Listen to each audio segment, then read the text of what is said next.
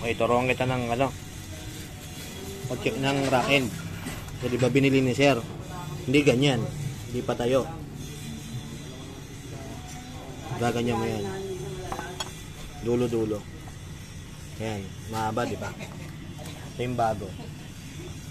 Ito yung luma. Ibig sabihin, next yung nabili ni sir. Ngayon, titingnan mo ngayon kung ilang thread yung diferensya niyan. Tingin mo ilang thread? Bilangan ko, master. Hindi, ganito. Magkasing haba yung thread, di ba? Opo.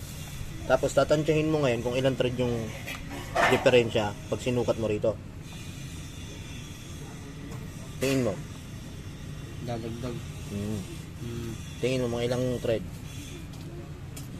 Mga sing ano rin ito, master. Ito, di ba? Opo. Ito yung agwat niya eh. Ayan. So siguro mga ditong thread. Opo. 5, 6, o sabihin na natin 8.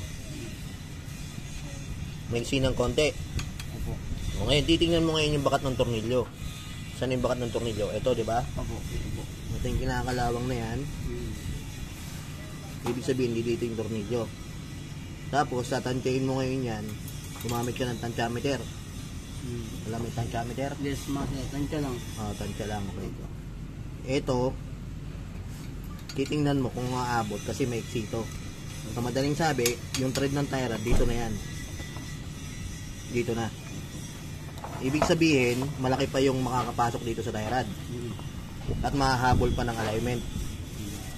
Kasi hindi naman talaga yan, kumbawa original pa to, bumili ka ng replacement o aftermarket na parts, hindi yan talaga tutugma na saktong-sakto. May tutugma dyan, bihira.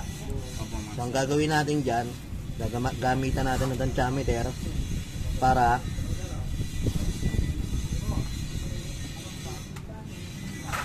masukat natin kung papasok pa sa tie rod.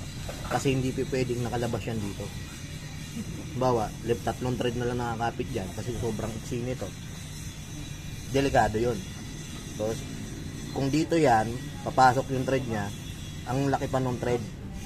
Ibig sabihin, safe pa. So, pwede siya. Diba? Tsaka mahahabol ko siya ng alignment. So, pag bumili ka ng aftermarket na rack end, hindi talaga tutugma.